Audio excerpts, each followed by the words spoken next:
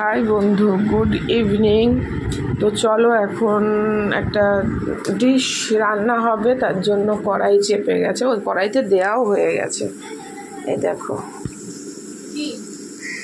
এটা কি করছো মা?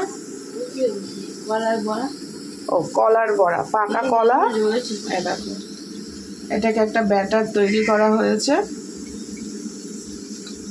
তো সেটারই বড়া ভাজা হচ্ছে। মানে আমরা খাইনি কলা, পাকা কলা সেরকম খাওয়া হয় না। চালের বড়া, তোমরা কারা কারা খেয়েছো আমাকে কমেন্টে জানিও। তা সেটা বেশিরভাগ দিনই আমাদের এরকম কলা জমে থাকলে দেখবে ভেতরে ভালো থাকে, কিন্তু বাইরের খোসা টোসাগুলো কেমন কালো কালো হয়ে যায়। তা আমার ছেলেও খায় না, আমিও খাই না। তো সেটাকেই, পাকা কলাটাকে এর মধ্যে আরও একটু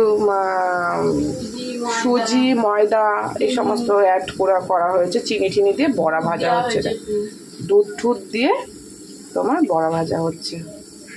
তো চলো বড়া ভাজা হোক, তারপরে খেয়ে দেখবো।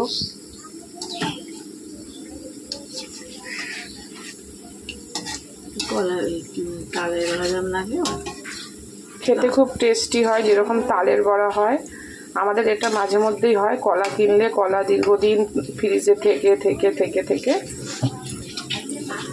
তো সেটা ফেলে না দিয়ে এভাবে দুধ, সুজি, ময়দা টয়দা, চিনি টিনি দিয়ে এরকম বড়া বানিয়ে খাওয়া হয়, তাহলে কলাটা উদ্ধার করা হয়, না হলে কলাটার খাওয়া হয় না।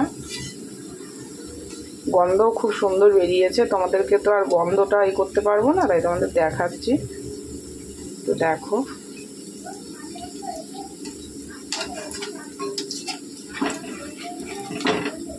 আজকের ওয়েদারটা বেশ ভালো। দেখো রান্নাঘরে জানলা দিয়ে দেখা যাচ্ছে, বৃষ্টিও পড়ছে, এক দু ফোঁটা, বেশি নয়, এক দু ফোঁটা বৃষ্টি পড়ছে।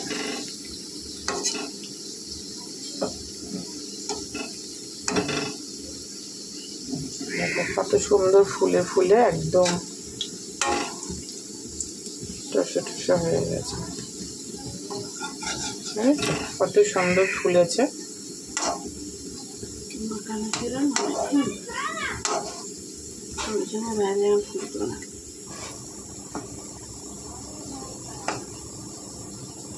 অনেকক্ষণ এটাকে মাখিয়ে রাখা হয়েছিল, তার জন্য এত সুন্দর ফুলেছে। যে কোনো জিনিস অনেকক্ষণ ধরে যদি সেটাকে মাখিয়ে রাখা যায়, সেটা খুব সুন্দর ফুলে ওঠে একদম।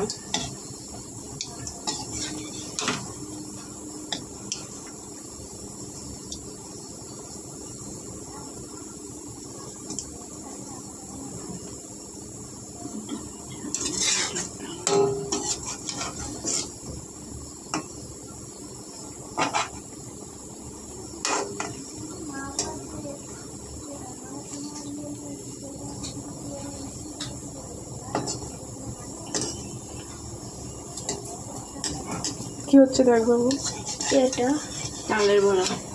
আমায় দাও। ভাজি করে নি, ভেজে নি, তারপরে খাবে। তাল কোথা থেকে পেলা? কত সুন্দর লাল লাল বড়া ভাজা হয়েছে। তাল কোথা থেকে পেলা?